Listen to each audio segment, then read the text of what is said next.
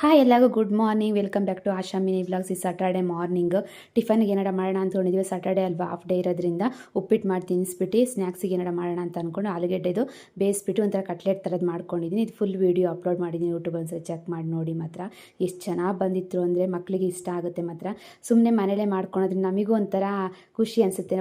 ಚೆನ್ನಾಗಿರೋ ತಿಂತವಲ್ಲ ಮಕ್ಕಳು, ಅದಕ್ಕೆ ಹೊರಗೆ ತಂದು ತಿನ್ಸೋದಕ್ಕಿಂತ ಈ ಥರ ಮನೇಲಿ ಸಿಂಪಲ್ ಸ್ವಲ್ಪನೇ ಮಾಡಿ ಮಕ್ಕಳಿಗೂ ಆಗುತ್ತೆ, ನಾವು ತಿನ್ಬೋದಲ್ವ. ಸರಿ ಅಂತ ಮಕ್ಕಳನ್ನೆಲ್ಲ ಕಲಿಸ್ಕೊಟ್ಬಿಟ್ಟು ನಾನು ಮನೆಯೆಲ್ಲ ಕ್ಲೀನ್ ಮಾಡ್ಕೊಂಡು ಇವತ್ತು ಶನಿವಾರ ವಾರ ಇರೋದ್ರಿಂದ ಫುಲ್ಲು ದೀಪ ಎಲ್ಲ ಹಚ್ಚಿ ಮನೆಯೆಲ್ಲ ಕ್ಲೀನ್ ದೇವಸ್ಥಾನಕ್ಕೆ ಹೋಗೋಣ ಅಂದ್ಕೊಂಡಿದ್ದೆ. ಮಾರುತಿ ದರ್ಶನ ಮಾಡಬೇಕು ಅಂತ ಅಂದ್ಕೊಂಡು ದೇವಸ್ಥಾನಕ್ಕೆ ಬಂದೆ. ಅಲ್ಲಿ ಟ್ರಾಫಿಕ್ಕು ಆದ್ರೂ ಟ್ರಾಫಿಕಲ್ಲಿ ಹೋಗಿ ಬರೋಷ್ಟೊತ್ತಿಗೆ ಟೈಮೇ ಆಗೋಗಿರ್ತಿಲ್ಲೇನೆ.